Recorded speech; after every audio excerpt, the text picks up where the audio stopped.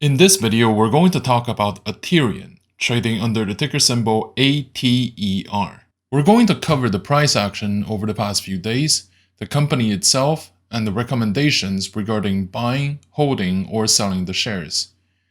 If you would like to see more stock analysis videos, please like, comment, and subscribe to my channel. But before today's video begins, I'd just like to clarify a few things about the timing when my videos are recorded, uploaded, and how much they react to the latest market updates. Those are prepared, recorded on the day before, and scheduled for the next day. If there are significant and volatile movements during the trading day, they will not be reflected in the video itself.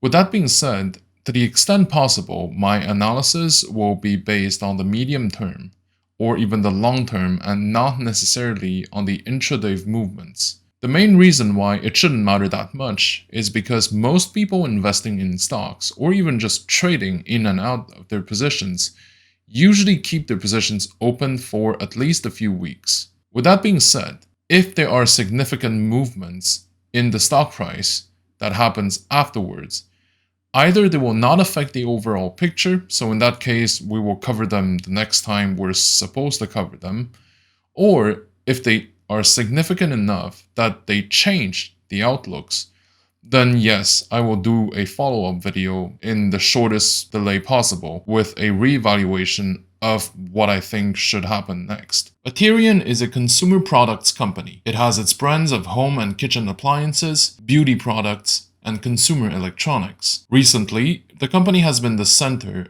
of a lot of attention and speculations between those who want to short sell the company and those who want to short squeeze the short sellers. The reason behind this current dynamic is because on one hand, the short sellers want to push the stock lower because the company is incurring operational losses, and they can do this by borrowing shares and sell the shares at a market rate, then recover them later on, and make the money with the difference of prices between those two periods of time. The market cap of Aterian is currently at $268.5 million, and the enterprise value is at $451 million. The market cap is the price tag the financial market is willing to evaluate Aterian stock at, with the consideration to its future potentials as well as the short-term fundamentals. The enterprise value of the company is the net result of the company's assets once all the debts are paid back.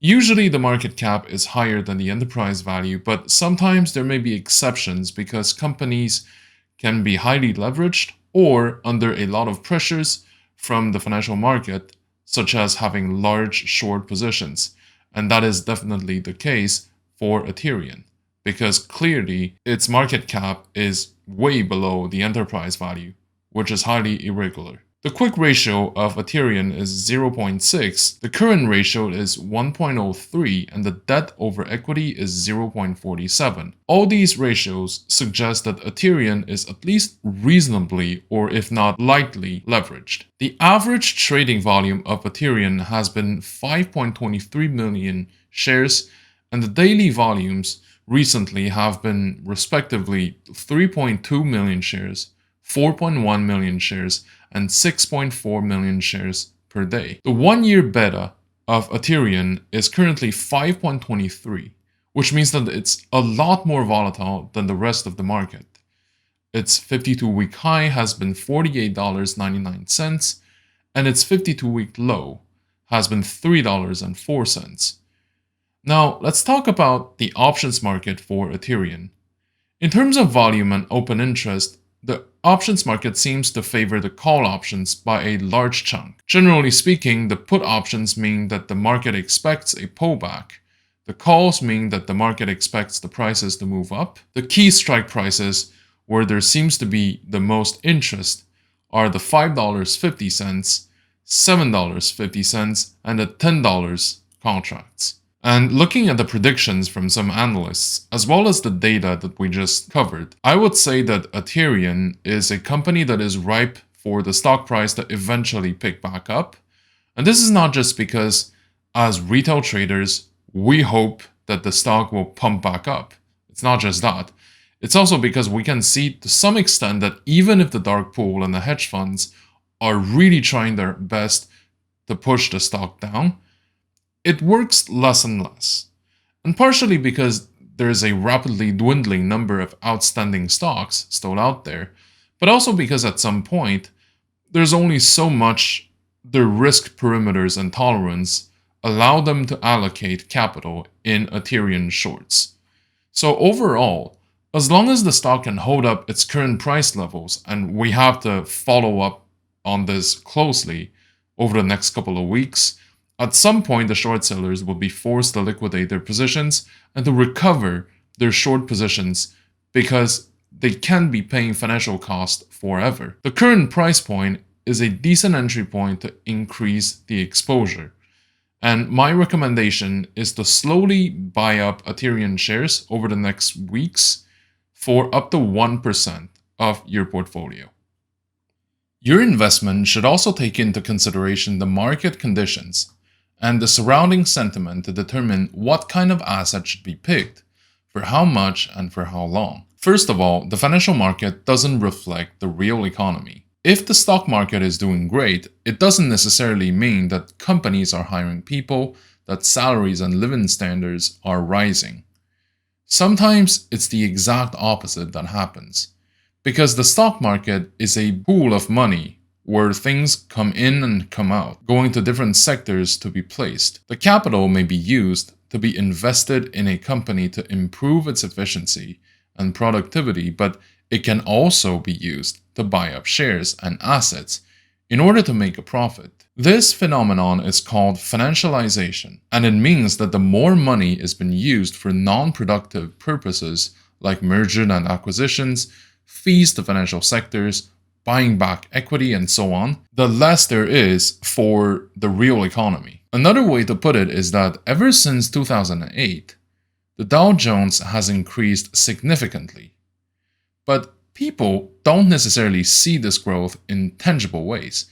This is why we gotta be careful with the assumptions that rising stock price means better outlook for the company.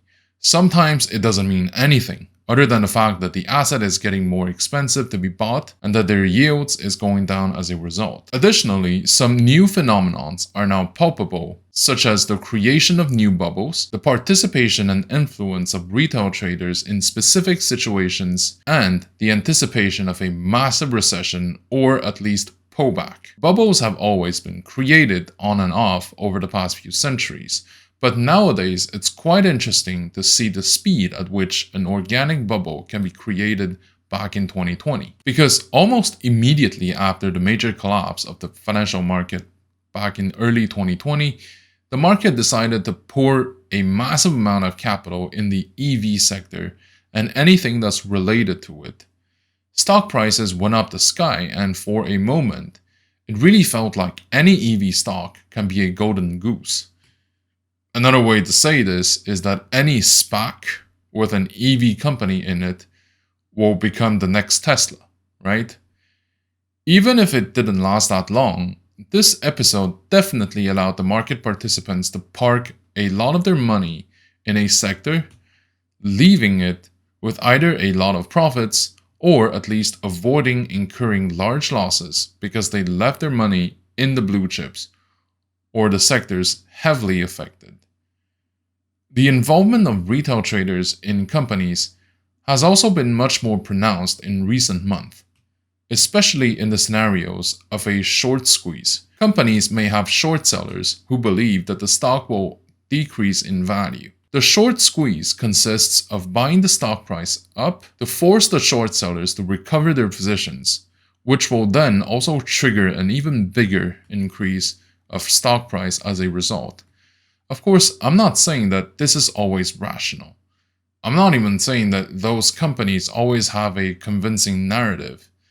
So, for example, if you play video games, ask yourself if you personally bought all your games at GameStop, knowing that you can buy the same games just online in the comfort of your home. But nevertheless, retail traders do have a much more significant influence in the stock price nowadays, for the better or worse. Personally, I think that as long as the volatility is high or gets higher, it'll create more opportunities. The final phenomenon is the anticipation of a recession. Many people have been expecting something of that sort to happen ever since 2008. There were quite a few companies that were supposed to go bankrupt because their debt structure is no longer sustainable or that their business model is bad. But overall, the system was able to hold its ground, especially in the North American market. This is partially because capital around the world often choose to come to the American capital market when things get heated back home. This is especially the case when geopolitical tensions increase around the world. In order to make sure that capital can provide a steady return without being affected too much by the central bank policies and inflations, I think that this phenomenon will increase its pace as time passes by, at least for the next couple of years. This is why we will likely see the blue chips continuing their ascension, even if for the growth stocks, things may be a lot more nuanced. The bottom line in all this is that the environment is getting more uncertain and volatile in a context where asset yields will probably remain quite low, because the real economy cannot be improved with just money. As far as we're concerned, this means that the patience would be a great virtue for all of us, and that there will be plenty of opportunities to eye for better prices. With that being said, always make sure to keep your positions diversified and keep the risk level under check. Speculative positions should play a small part in your overall portfolio. I would say it's better to keep them below 10 to 20% of your total holdings. Thank you for watching. If you like my content, please like, comment, and subscribe to my channel.